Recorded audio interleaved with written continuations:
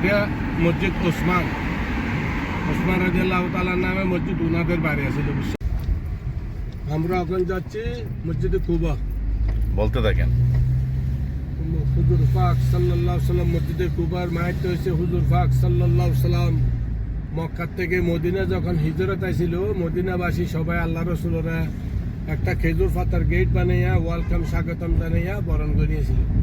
ছেলে মেয়ে পুরুষ সবাই দলবদ্ধভাবে নাচ করে ভরিয়া খুশি আনন্দিত করিয়া বাজানা বাজাইয়া ওয়েলকাম স্বাগতম করিয়া যখন নিয়েছিল, তখন কতটুক যখন আইসে প্রভাবশালীরা বলতেছে রসুলরা আমার বাইরে নিয়ে যাবো, উঠতে হয় আমার বাইরে নিয়ে যাবো, উঠতে হয় আমার বাইরে নিয়ে যাবো, ঝগড়া লাগি যায়। নাচ করে ভরিয়া খুশি আনন্দিত করে বাজানা বাজাইয়া বরণ করে যখন নিয়েছিল, ঝগড়া লাগি যায়।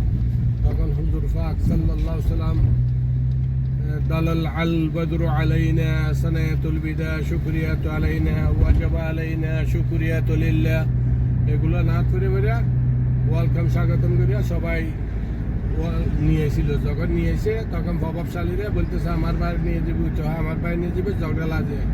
তখন হুজুর পাক সাল্লাল্লাহু আলাইহি সাল্লাম বলছিল তোমরা ঝগড়া লাগাইও না, আমি ওটার উপরে উঠে ওট ছাড় দিব, যার বাড়িতে যাই তার বাড়িতে যাবো। এটা খুব সুন্দর বিচার। আবু ইয়ুব আনসারীর বাড়ি আসিল মসজিদে কুবার নিচে। আবু ইয়ুব আনসারীর বাড়ির সামনে এসে ওটা বসে গেছিল, সেখান থেকে লাইমা ঘোষণা দিয়েছিল মসজিদ এখানে হবে। বিশ্ব মুসলমানের প্রথম মসজিদের মধ্যে, সেই জন্য ফজিলত দিয়েছে। 2 রাকাত নফল নামাজ পড়া একটা মকবুল উমরা সওয়াব, নিশ্চয় কবুল।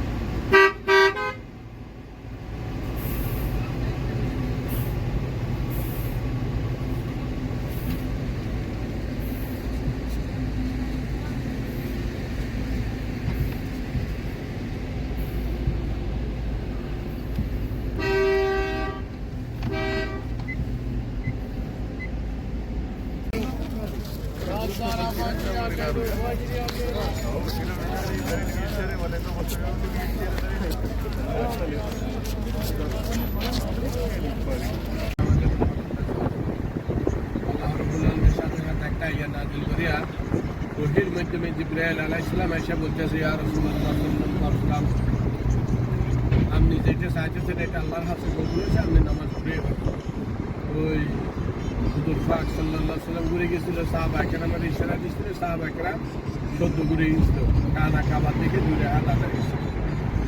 দুমুখী নামাজ পড়ছিল, এই জন্য কেবলাতে 2 কেবলা মসজিদ, এক নিয়তে দুটো দিকে নামাজ পড়ছিল। আগে নামাজ পড়তো এই দিক দিয়ে, উত্তর দিকে, দক্ষিণ দিকে।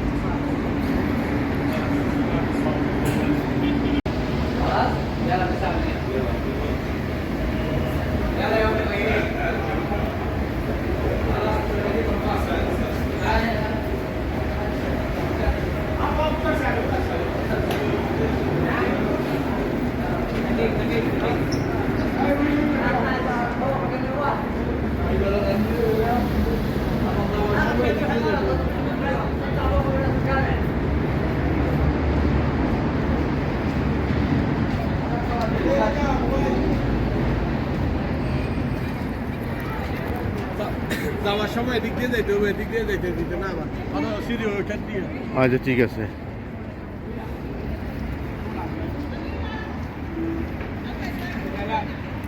You don't have to read it if you don't want to.